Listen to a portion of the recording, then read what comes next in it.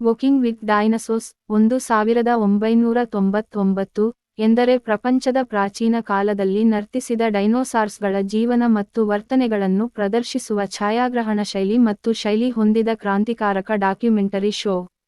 BBC ರಚಿಸಿರುವ ಈ show 1999 ರಲ್ಲಿ ಬಿಡುಗಡೆಯಾದಾಗ, ಕಾಲ್ಪನಿಕ ಸರಣಿ ಮತ್ತು ಸಿಜಿಐ ಚಿತ್ರೀಕರಣದ ನವೀನ ಬಳಕೆಯಿಂದ ಪ್ರೇಕ್ಷಕರನ್ನು ದೋಣಿ ಮಾಡಿ ಪ್ರಾಕೃತಿಕ ಯುಗವನ್ನು ಅನುವಾದಿಸಿದೆ.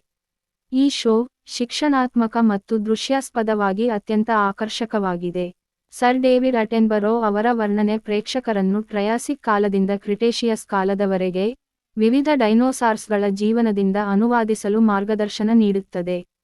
ಪ್ರತಿ ಎಪಿಸೋಡ್ನಲ್ಲಿ ವಿಭಿನ್ನ ಡೈನೋಸಾರ್ಸ್ಗಳ ಗುಂಪುಗಳು ಮತ್ತು ಅವುಗಳ ಬದುಕು, ಪರಿಣಾಮಕಾರಿತ್ವ ಹಾಗೂ ಬಾಳು ಮುಂದುವರೆಸುವ ಶಕ್ತಿಯನ್ನು ಚರ್ಚಿಸಲಾಗುತ್ತದೆ. ಸಮಯದಲ್ಲಿ ಇದು ಅತ್ಯುತ್ತಮ ಸಾಧನೆ ಎಂದು ಹೇಳಬಹುದಾದ ಡೈನೋಸಾರ್ಸ್ನ ವರ್ತನೆ, ಶರೀರ ರಚನೆ ಹಾಗೂ ಅವುಗಳನ್ನು ಅಲಂಕೃತಗೊಳಿಸುವ ಭೂಮಿಕೆಯನ್ನು ಸಾಫ್ಟ್ವೇರ್ ಮತ್ತು ಚಲನಚಿತ್ರಗಳಲ್ಲಿ ಅನನ್ಯವಾಗಿ ಸಂಯೋಜಿಸುವ ಮೂಲಕ ಇದು ವಿಶೇಷವಾಗಿದೆ. ವಾಕಿಂಗ್ ವಿತ್ ಡೈನೋಸಾರ್ಸ್ನ ವೈಶಿಷ್ಟ್ಯಗೊಳಿಸುವ ಅಂಶಗಳಲ್ಲಿ ಒಂದಾದುದು ಅದರ ನೈಸರ್ಗಿಕತೆ ಮತ್ತು ಕಥನ ಶೈಲಿಯ ಸಮಾಗಮವಾಗಿದೆ. ಡೈನೋಸಾರ್ಸ್ಗಳನ್ನು ಅತ್ಯಂತ ನಿಖರವಾಗಿ ಜೀವನಕ್ಕೆ ತಂದಿದ್ದಾರೆ, ಇದು ಅವುಗಳ ಪ್ರಾಚೀನ ಕಾಲದ ಜೀವನವನ್ನು ನಿಜವಾಗಿಯೂ ಅನುಭವಿಸಿದಂತೆ ಭಾವಿಸುತ್ತದೆ. ಈ ಶೋ ವೈಜ್ಞಾನಿಕ ನಿಜತೆಗಳನ್ನು ಮಾತ್ರವಲ್ಲದೆ, ಪ್ರಾಣಿಗಳ ಜೀವನದ ಭಾವನಾತ್ಮಕ ನೆಲೆಗಳನ್ನು ಹಂಚುತ್ತದೆ, ಇವುಗಳಲ್ಲಿ ಬದುಕಿಗಾಗಿ ಹೋರಾಟ, ಪ್ರಜನನ ಸಂಬಂಧಗಳು ಮತ್ತು ಹೆಮ್ಮೆಯ ಜೀವನ ಚಟುವಟಿಕೆಗಳು.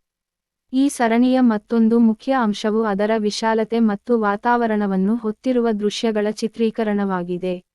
ಅವು ಶೇಲ್ಡ್ ಜೋಡಿ, ಸಮೃದ್ಧವಾದ ಹಸಿರು ಭೂಭಾಗಗಳು ಹಾಗೂ ವಿಶಾಲವಾದ, ಸೌಮ್ಯ ಪ್ರಪಂಚವನ್ನು ಪ್ರದರ್ಶಿಸುತ್ತವೆ.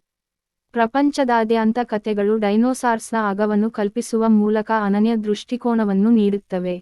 ಒಟ್ಟಾರೆ, ವಾಕಿಂಗ್ ವಿತ್ ಡೈನೋಸಾರ್ಸ್ ನವೀನ ಛಾಯಾಗ್ರಹಣದ ಪ್ರಪಂಚವನ್ನು ತಮ್ಮ ಘೋಷಣೆಯೊಂದಿಗೆ ಗುರುತಿಸಿದ ಒಂದು ಕಾಲನಿಷ್ಠಿತ ಶೋ.